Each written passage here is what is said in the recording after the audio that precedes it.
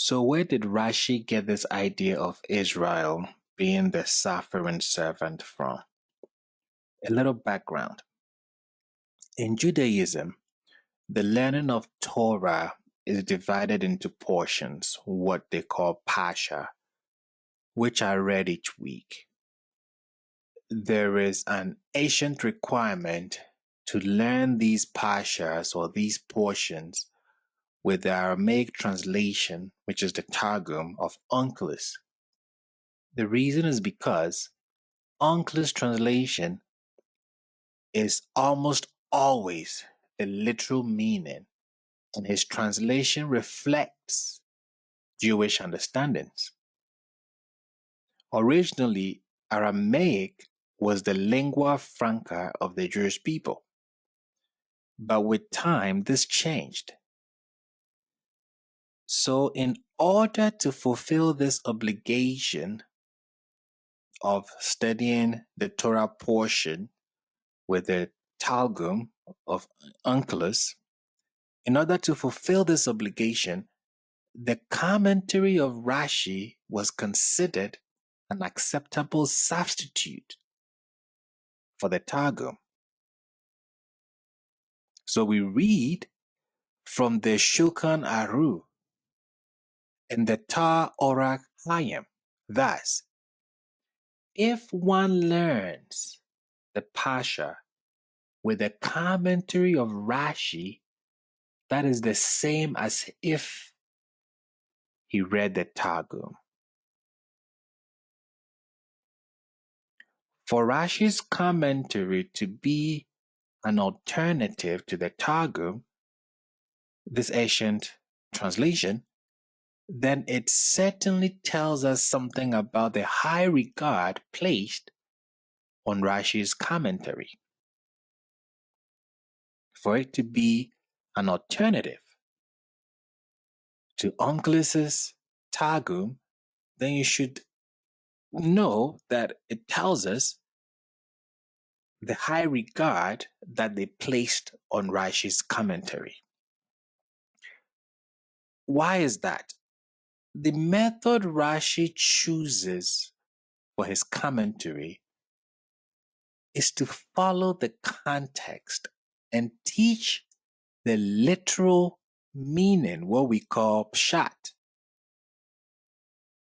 A few times, even though Rashi tells us that he came to do the literal meaning of the text, pshat, a few times he deviates. He does not do pshat.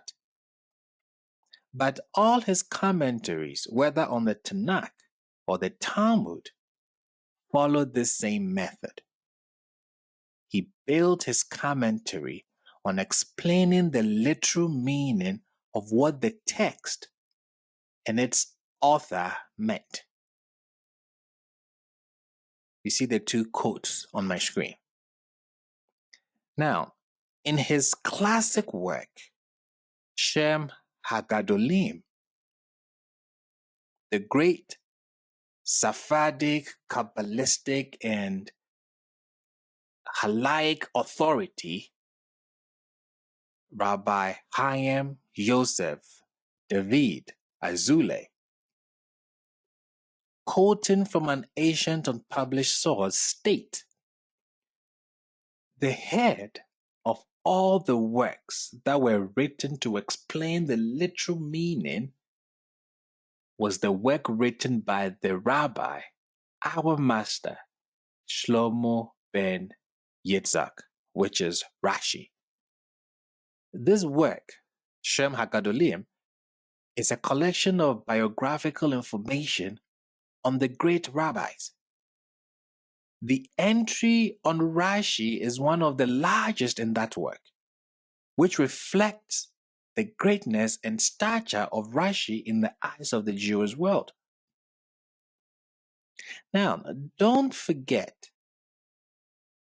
what Origen, the church father, quoted hundreds of years before Rashi about what the early rabbis, my emphasis, said. We are going to find much of it appear later in Rashi, because Rashi comes later. Rashi found support. That is what I'm arguing, and this is what I'm demonstrating. Rashi found support for his views from rabbinic tradition, from the Targum of Jonathan, and on Isaiah 53 in the Talmud and Midrash. I'm going to put Rashi's commentary next to Targum Jonathan so that we can check if there are ideas in Targum Jonathan that shows up in Rashi. Okay, so on the left of the screen, which may be your right, but on the left of my screen, you're seeing Rashi's commentary. On the right is Targum Jonathan on Isaiah 53, 52 and 53. We're going to start with Isaiah 52, verses 14. You know the verses, so I'm just going to focus on the commentary. In Isaiah 52:14, Rashi is clear that this refers to Israel.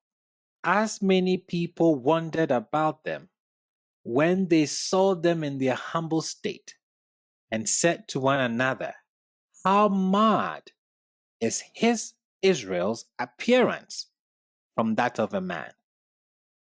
See how their features are darker than those of the other people, so as we see with our eyes."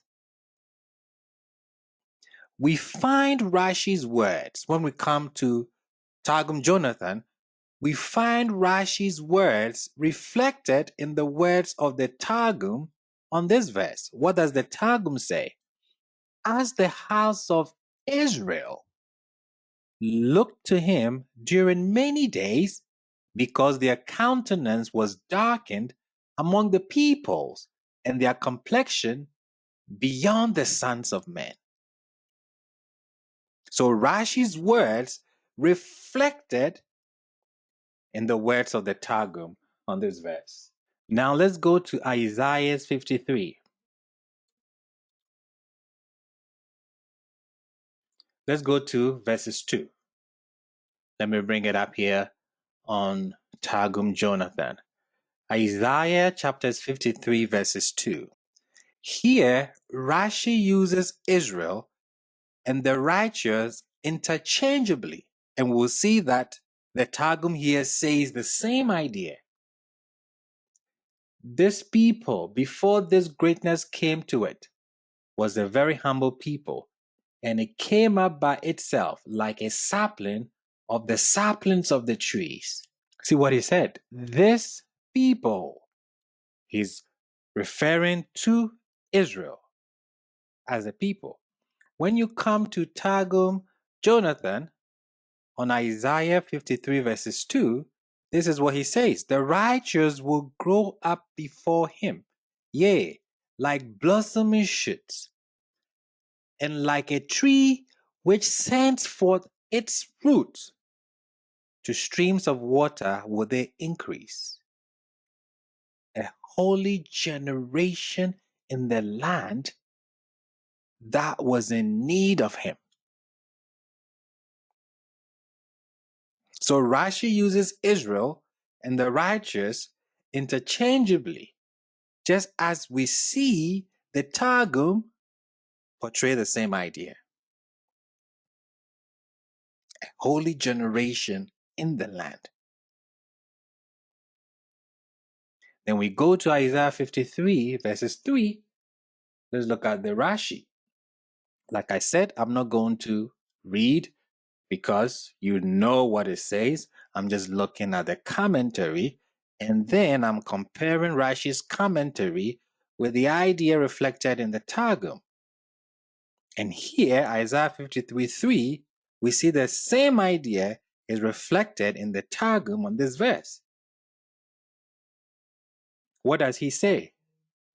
So is the custom of this prophet. He mentions all Israel as one.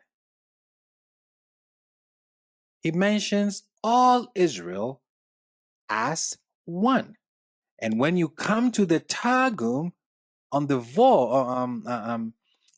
if you come to the Targum on Isaiah 53 verses 3, it uses they. Then he will become despised and will cut off the glory of all the kingdoms. They will be prostrate and mourning like a man of pains. They will be prostrate and mourning like a man of pains and like one destined for sickness. And as though the presence of the Shekinah had been withdrawn from us, they will be despised and esteemed not. They will be despised. They will prostrate. What Rashi states here, as is the custom of this prophet, he mentions all Israel as one. Targum Jonathan reflects the same idea, or the same idea is reflected in the Targum on this verse. Look at verses 4. Indeed, he bore our illness, and our pains he carried them. Yet we accounted him as plagued, smitten by Elohim, and oppressed. What does Rashi say? He says that so that all the nations be atoned for with Israel's suffering.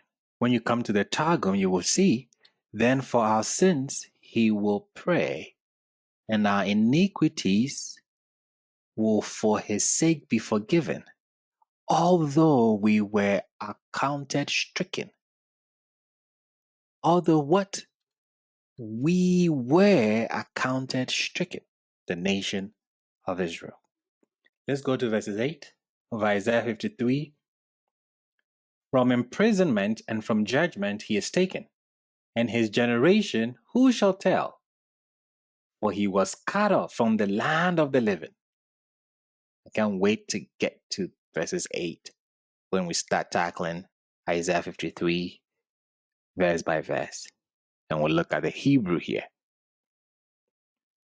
For he was cut off from the land of the living because of the transgression of my people.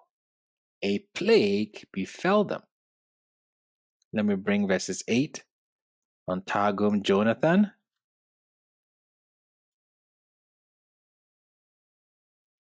What does Rashi say here? The prophet reports and says that the heathens, that's the nations, will say this at the end of days, when they see that he was taken from the imprisonment that he was imprisoned in their hands, and from the judgment of torments that he suffered until now, the tribulations that befell him. For from the beginning he was cut off and exiled from the land of the living, that is the land of Israel. I cannot wait to get here. Rashi sees this as reference to Israel leaving exile. This is how Rashi sees this. What do we see in Targum Jonathan?